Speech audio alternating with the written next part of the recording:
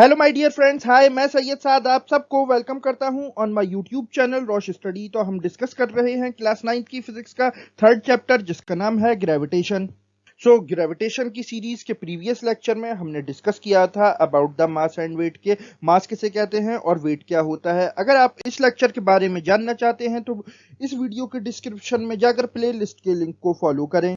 Now अब इस lecture में हम एक बहुत ही इंपॉर्टेंट टॉपिक डिस्कस करने वाले हैं कि थ्रस्ट क्या होता है और प्रेशर किसे कहते हैं। ये लेक्चर आपके क्लास 9 के एग्जाम के साथ साथ एएमयू और जामिया मिलिया के 11th और डिप्लोमा इंजीनियरिंग के एंट्रेंस एग्जाम के लिए काफी ज्यादा इंपॉर्टेंट होने वाला है। अगर ये लेक्चर आपको अच्छा लगे तो इस वीडियो को लाइक करें, शेयर करें, कमेंट करें और इसी तरह के इंफॉर्मेटिव कंटेंट के लिए सब्सक्राइब करें to our YouTube channel. But हमेशा की तरह लेक्चर स्टार्ट करने से पहले आप लोगों के लिए एक क्वेश्चन, और आपका सवाल है कि किसी भी बॉडी का मास हमें मून पर अर्थ के मुकाबले कितना मिलता है। और इसके लिए आपके ऑप्शंस हैं ए सेम यानी कि उतना ही मिलेगा जितना कि अर्थ पर मिलता है, या फिर बी 1/6, सी 1/3 या फिर डी हाफ। कमेंट सेक्शन आपका है, इसका राइट आंसर वहां पर लिखो। हमेशा की तरह इसका सही आंसर मैं आपको बताऊंगा इस लेक्चर के लास्ट में। तो चलिए हम स्टार्ट करते हैं आज का अपना topic. Stay with us because there is a lot to know, a lot to discuss. Now what is thrust? Thrust जो होता है, थ्रस्ट बेसिकली एक फोर्स अप्लाइड होता है, और ये फोर्स किसी भी सरफेस पर जब परपेंडिकुलरली अप्लाई किया जाता है, जैसा कि आप इस फिगर में देख सकते हैं कि जब कभी भी हम कोई भी फोर्स किसी भी सरफेस या किसी भी ग्राउंड पर लगाते हैं परपेंडिकुलरली, यानी कि उस फोर्स का डायरेक्शन और जो सरफेस है इन दोनों के ही बीच में जब 90 डिग्री का एंगल यानी कि राइट एंगल बनता है, तब हम उस सरफेस पर जो लगने वाला फोर्स है उसे हम बोलते हैं थ्रस्ट।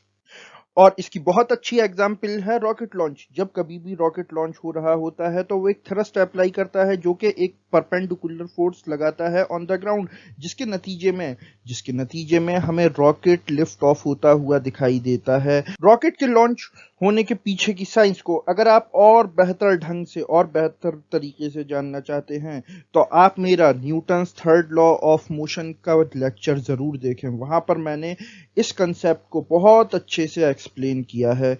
नाउ तो ये बात आप समझ गए कि थ्रस्ट किसे कहते हैं। थ्रस्ट बेसिकली एक फोर्स होता है जो कि परपेंडिकुलरली अप्लाई किया जाता है ऑन द सरफेस। तो जैसा कि आपने देखा कि जो थ्रस्ट होता है ये एक पार्टिकुलर डायरेक्शन में, परपेंडिकुलर डायरेक्शन में लगता है। तो जो क्वांटिटीज मैग्नीट्यूड के साथ साथ डायरेक्शन भी रखती हैं हम उनको वेक्टर क्वांटिटी बोलते हैं। तो थ्रस्ट लिहाजा एक वेक्टर क्वांटिटी है, और क्योंकि ये फोर्स है तो इसका जो एसआई यूनिट है वो न्यूटन ही होता है जो कि फोर्स का यूनिट है। देन थ्रस्ट से ही क्लोजली रिलेटेड एक और टर्म है जिसका नाम है प्रेशर। तो प्रेशर किसे कहते हैं, आइए हम इसे भी डिफाइन कर लेते हैं। प्रेशर बेसिकली होता है द थ्रस्ट और फोर्स पर यूनिट एरिया, यानी कि जब कभी भी दो बॉडीज आपस में कांटेक्ट में होती हैं, जैसे कि यहाँ पर बॉडी ए और बॉडी बी आपस में कांटेक्ट में है, तो यहाँ पर आप देख सकते हैं कि बॉडी ए का ये एरिया टच कर रहा है बॉडी बी को, ठीक है, जिसकी वजह से जो एक परपेंडिकुलर फोर्स हमें यहाँ पर लगता हुआ दिखाई दे रहा है ऑन द बॉडी बी। तो ये जो थ्रस्ट एक पार्टिकुलर एरिया पर जब अप्लाई होता हुआ हमें दिखाई देता है, जैसा कि आप इस फिगर में देख सकते हैं, तो इसको हम बोलते हैं प्रेशर। और इसके पीछे जो बेसिकली कॉज काम कर रहा है वो है ग्रेविटी। नाउ अब आप इस फिगर को जरा गौर से देखो कि यहाँ पर एक जगह हाई प्रेशर लग रहा है और दूसरी जगह लो प्रेशर लग रहा है। तो इसके पीछे की साइंस क्या है इसको आप समझने की कोशिश करो। तो देखो, जब कभी भी हम कोई भी बॉडी इस तरह से रखते हैं, उसका जो वेट है, उसका जो मास है, वो कुछ खास एरिया पे ही अगर ज्यादा कंसंट्रेटेड है तो वहां पर हमें प्रेशर ज्यादा देखने को मिलेगा। जैसा कि आप यहां पर देख सकते हैं कि जो ऑब्जेक्ट बी पर रखा हुआ है ये ज्यादा प्रेशर अप्लाई कर रहा है in comparison to this arrangement. क्यों? क्योंकि यहाँ पर जो ऑब्जेक्ट ए का मास है उसका जो वेट है वो कंसंट्रेटेड है, वो कम एरिया पर कंसंट्रेटेड है, जिसकी वजह से वो ज़्यादा फोर्स, ज़्यादा प्रेशर एक्सर्ट कर पा रहा है। बट इस अरेंजमेंट में आप देख सकते हैं कि जो ऑब्जेक्ट ए का मास है उसका वेट है वो ज्यादा सरफेस पर बट रहा है, ज्यादा सरफेस पर फैल रहा है, ज्यादा सरफेस पर स्प्रेड हो रहा है। तो इस स्प्रेड हो जाने की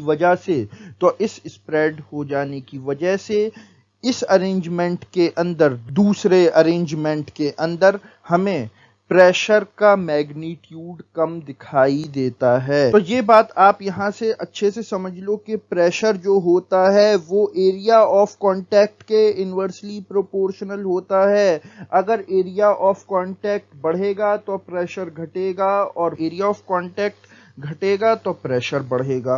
देन आप यहां पर ये equation P is equal to force upon area लिखी हुई देख रहे हैं, ये क्या है? तो ये बेसिकली जो प्रेशर की डेफिनेशन है फोर्स पर यूनिट एरिया, उसका मैथमेटिकल रिप्रेजेंटेशन है।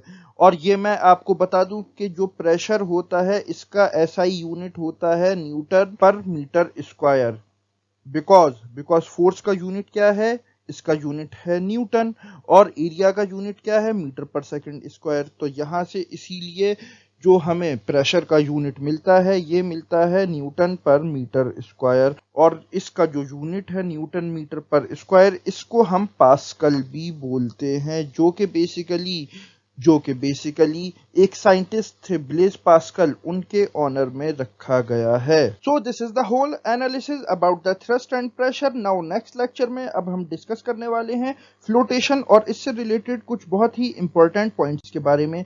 इसी के साथ ये लेक्चर मैं यहीं पर एंड करता हूं। नाउ मूव करते हैं हम अपने क्वेश्चन की तरफ। और आपका सवाल था कि अगर एक बॉडी को हम मून पर ले जाकर उसका मास मेजर करते हैं तो अर्थ के मुकाबले हमें उसका मास कितना मिलेगा? तो इसका राइट आंसर है ए, सेम। यस माय फ्रेंड्स, किसी भी बॉडी का या किसी भी ऑब्जेक्ट का मास, चाहे वो आप अर्थ पर मेजर करें या यूनिवर्स के किसी भी कोने में, वो हमें हमेशा मिलता है कांस्टेंट, हमेशा मिलता है same.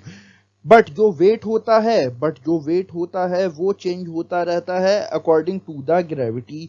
So A is the right answer. So इसी के साथ ये लेक्चर मैं यहीं पर एंड करता हूं। अगर ये लेक्चर आपको अच्छा लगा हो तो इस वीडियो को लाइक करें, शेयर करें, कमेंट करें, और इसी तरह के इंफॉर्मेटिव कंटेंट के लिए सब्सक्राइब करें to our YouTube channel. Now I am Syed Saad signing off. Okay, bye.